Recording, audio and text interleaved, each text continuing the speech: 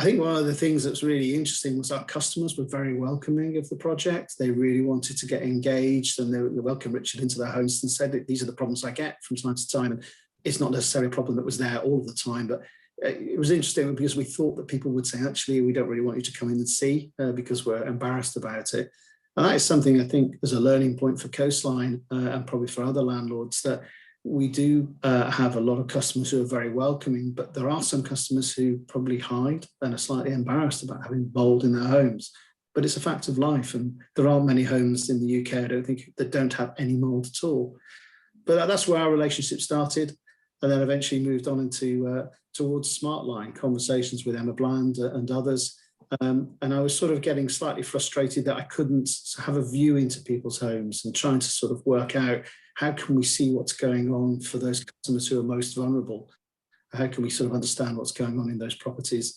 And it's helped us sort of then to develop all sorts of different sort of strategies and approaches to hoarding and customers who are under heat or have their supplies turned off because they can't afford it. So thank you, Mark.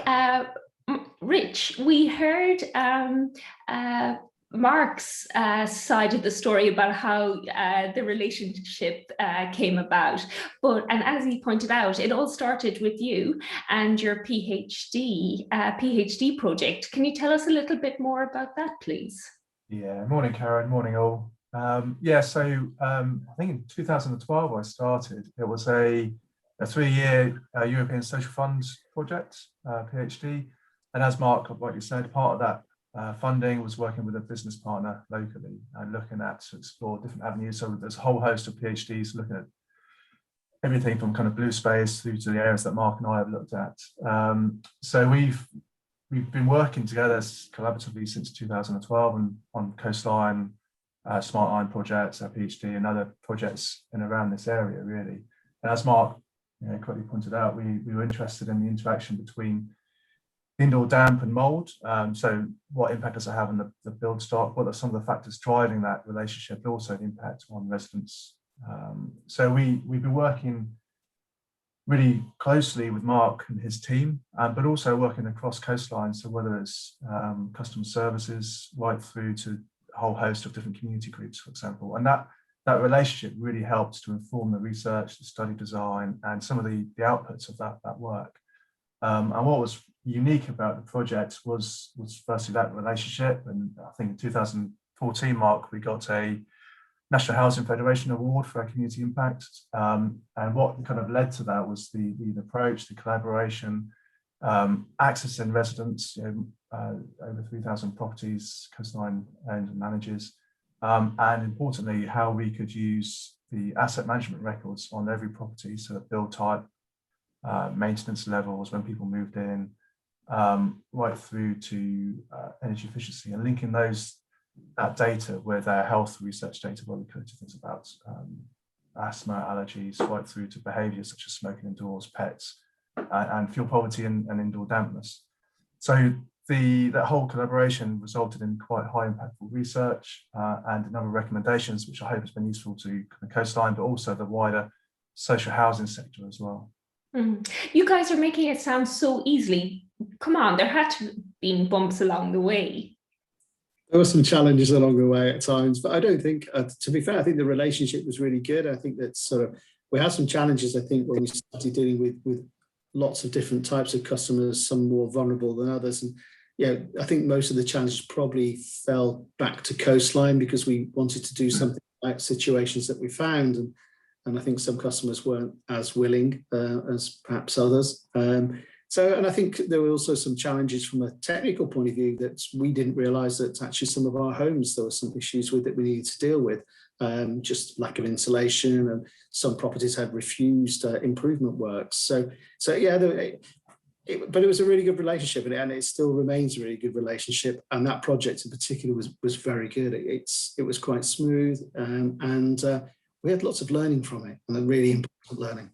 Yeah, it's amazing. You know how you have this adage from an acorn comes a mighty mighty oak tree. And in fairness, whilst I know PhD is like an oak tree in itself, you know, we went from something that was just one person around a PhD to something like Smartline, which is now in its second round of funding, and we're thinking about Smartline 3. So yeah, it really highlights the need for centres like the European Centre to work on these relationships, I would say. Now, I am going to go completely off script here. Spoiler alert, there was a little bit of a script for our audience, but because we have Andrew online. Oh yeah, Andrew, you're not finished yet.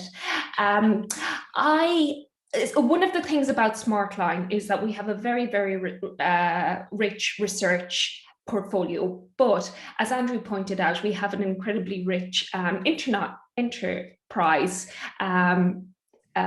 portfolio, and he pointed to some of the research results, but knowledge exchange is at the root of Smartline.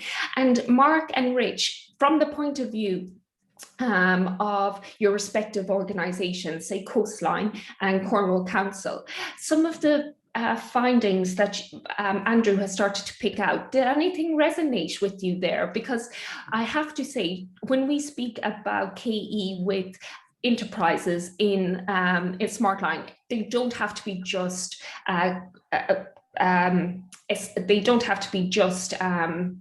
businesses, where it's charities, it's government agencies, etc. So just wondering, was there anything there that you felt that you could pick out? Yeah, if I can. I mean, certainly it was interesting. And I think you because you work within sort of our culture, the Coastline in particular is very inclusive. And I think as a company, we communicate very, very well. And this whole networking is an interesting sort of area, because through the work of Richard's work, and then moving on and sharing that work with different departments right across the company, and now Smartline, which again has sort of moved across loads of departments that originally we didn't really plan. That sort of has happened as we've gone along. And I think that networking within a project has been really interesting. And a lot of our departments and staff and customer groups now, we've got some new customer groups who are asking lots of questions and want to get engaged. And I think that probably does resonate with some of the things that Andrew said. Yeah, and Rich? Yeah, just thinking about my own kind of public health work, really. So a lot of the work we're doing relies wholly on collaborations and networking with people. And there are challenges within that. Is understanding what works and doesn't work, and what can we improve going forward.